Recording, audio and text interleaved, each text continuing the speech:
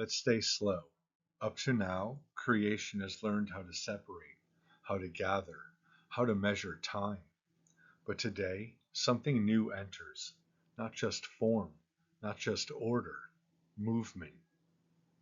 And God said, "Let the waters bring forth abundantly the moving creature that has life, and birds that may fly above the earth in the open firmament of heaven." Until now, everything has been placed: light, sky, land, plants, but nothing has yet moved on its own. The fifth day is the first time creation becomes animated, not shaped from outside, but stirred from within.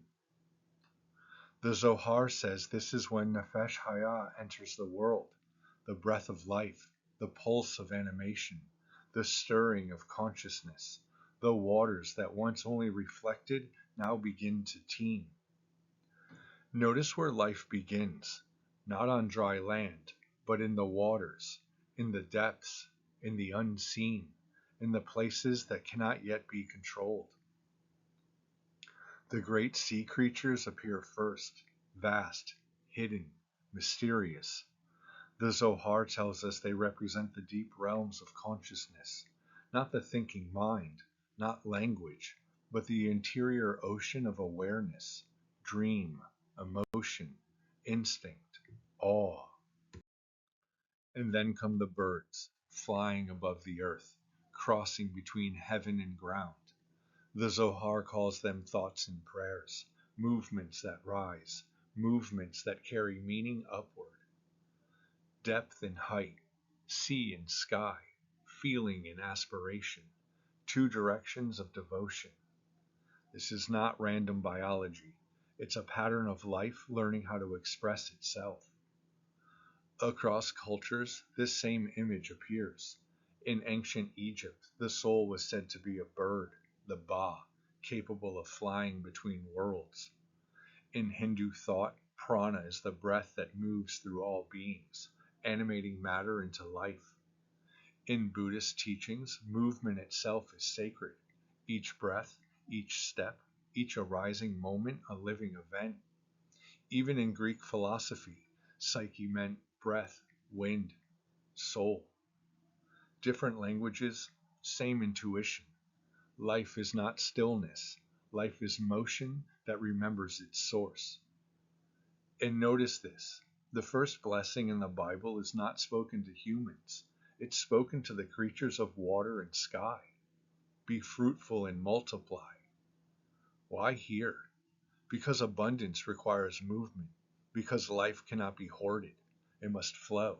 Because creation's joy is not in stasis, but in continuation. The Zohar says this blessing appears here because motion creates relationship. Wings meet wind, currents meet fins, sound meets silence. Creation begins to sing. Modern science, without knowing it, echoes this. Life is defined by motion, circulation, respiration, migration, neural firing, heartbeat, metabolism. A living thing is something that never fully rests. Even stars move, even galaxies drift. The universe is not static, it's choreography. And psychologically, this matters deeply, because depression feels like still water, grief feels like being unable to rise, trauma feels like frozen motion. Healing often begins not with answers, but with movement, a walk, a breath, a word spoken, a hand reaching. The fifth day teaches that motion itself is sacred. Not all movement is escape. Some movement is devotion. The birds rise not to flee the earth, but to connect it with heaven.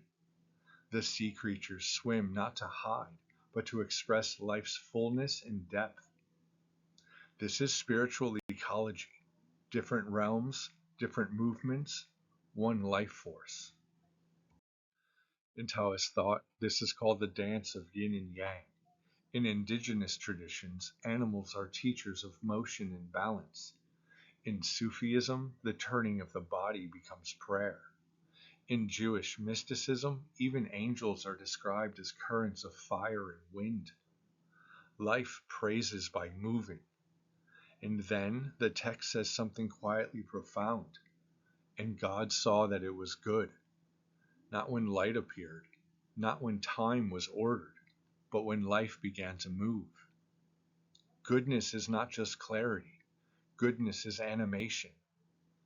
So, what does this mean for us? It means that every living movement carries holiness. Your breath, your step, your voice, your reaching out.